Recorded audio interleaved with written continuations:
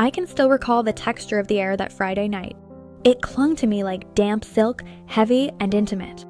The cottage was submerged in silence so thick it seemed alive, a silence that tasted faintly of salt and wood smoke. I was shuddered. The week at the archival studio had been merciless, restoring water-damaged manuscripts until my eyes burned, until the smell of mildew and ink seemed permanently etched into my lungs. My only ambition was to surrender to sleep. Restoring history is a heavy burden.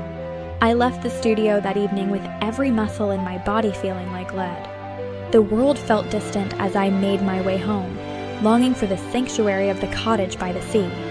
The cottage was quiet.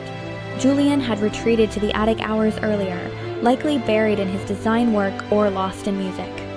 That attic had become his kingdom, a place where he could sketch, create, and disappear into himself.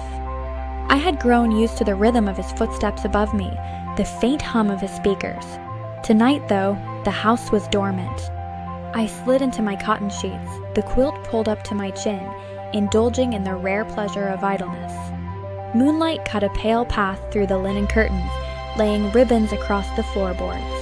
I smiled faintly, thinking of Julian, thinking of how he had grown into a man before my eyes, how his loyalty and humor had carried me through storms.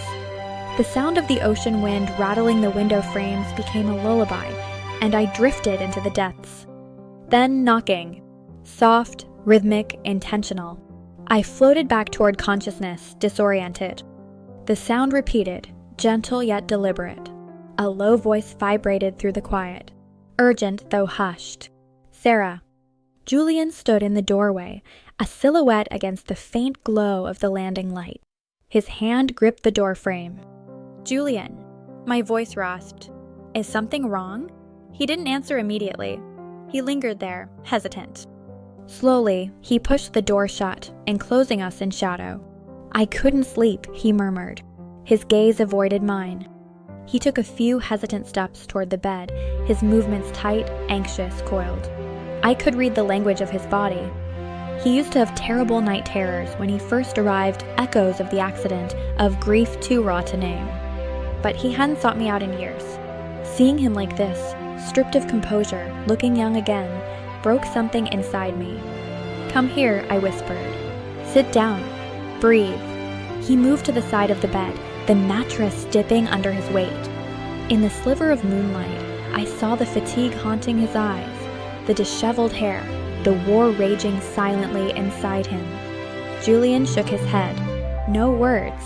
The house just felt too big. I needed to know I wasn't the only one here. "Stay," I said gently. "Just rest. You're not alone." He was no longer the lanky teenager I remembered. He filled the space. "I feel like an anchor sometimes," he confessed, "dragging you down. I should be gone, living a different life." "You are not an anchor," I said firmly. "You are my family. You belong here for as long as you choose." His eyes locked onto mine, dark and searching. "It's not just the roof, Sarah. It's you. You've always been the constant."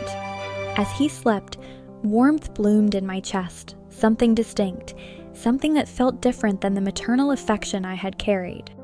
It was magnetic, terrifying, undeniable. I tried to dismiss it, but the feeling was stubborn, a quiet drumbeat.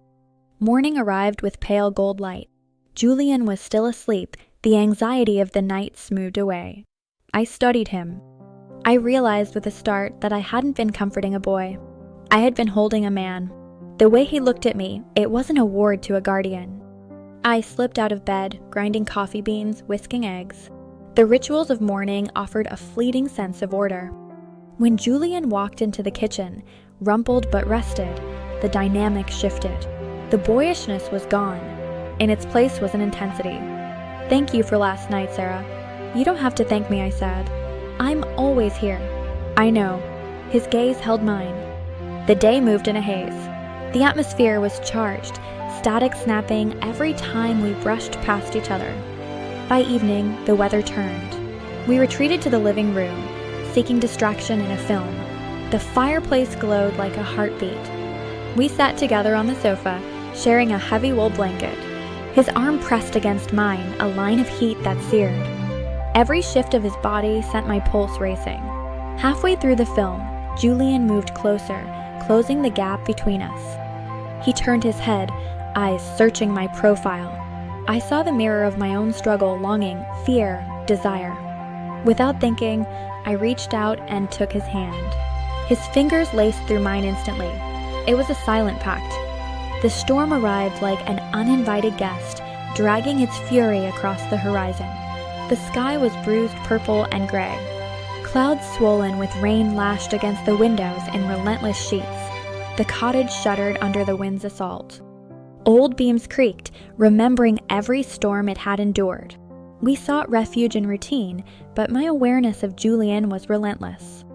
The fireplace glowed faintly, embers pulsing.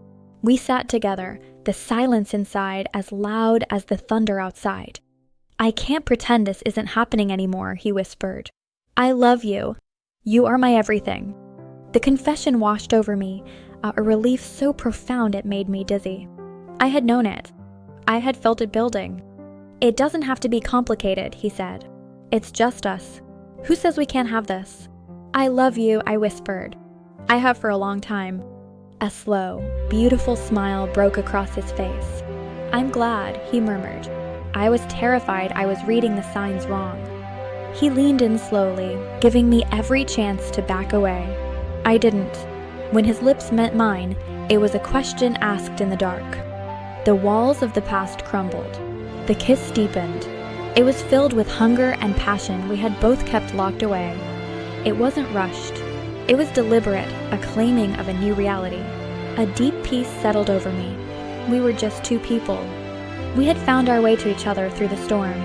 The fire popped and crackled. We stayed there for hours. That night, Julian followed me into my room. He pulled me against his chest, his arms wrapping around me like a shield. It wasn't the desperate cling of a boy anymore. It was the embrace of a partner, an equal. I laid my head on his shoulder. I listened to the strong, steady beat of his heart, a rhythm now synchronized with mine. In here, there was only stillness. We had crossed a line, yes, but I knew it was the only direction we were ever meant to travel. We were whole. The storm had finally exhausted itself by dawn. The air smelled of wet earth and salt. I woke before Julian. His arm was still wrapped around me. I simply lay there, listening to his breathing. It was a new kind of intimacy. Lovers. As I poured water into the kettle, I caught my reflection. My face looked different, softer, more alive. The storm left me renewed. Julian appeared. "Morning," he said. "Thank you for last night." The air between us thickened, dense with unspoken truths. We moved through the day in a haze. Chores became rituals. Every brush of his hand carried the weight of our new reality. Do you ever wonder what people would say? I hesitated.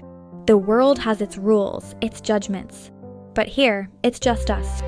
I don't want to hide, but I don't want to lose this either. You won't, I said firmly. We'll figure it out. Together. That evening, we cooked dinner side by side. Every movement was infused with tenderness, a reminder of the storm we weathered. "Sarah, I don't want to waste time pretending anymore. I want this. I want you. You have me," I whispered. "Always." The kiss was softer than the night before, more assured. It was the kiss of someone who knew where he belonged. "Do you ever think about him?" Julian asked quietly. "His brother, my late fiancé." "Yes," I said. "He is part of our story." "Does it feel wrong?" "Us, because of him." "No, it feels inevitable. He is part of our story, but he isn't the whole of it." "I used to think I was broken," he said. "You're not broken," I whispered. "Love isn't earned.